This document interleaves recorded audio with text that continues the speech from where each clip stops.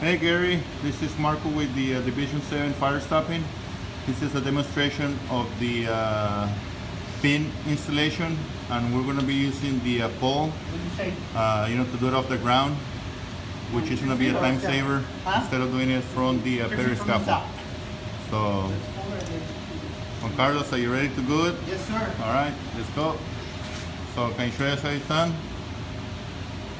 So you put the pin on he's got it on his hand, the pin with the adhesive, and then he's gonna put it up on the stick, and then he's gonna go up to the roof and then stick it. And stick it. Sticky pins. Sticky pins.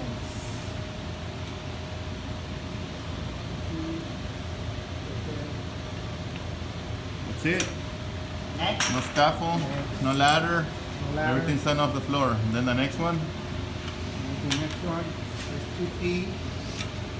he's got his layout, laser layout. Perfect. That's 2. Right on. Another one?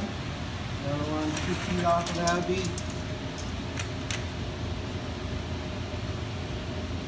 That's it, baby.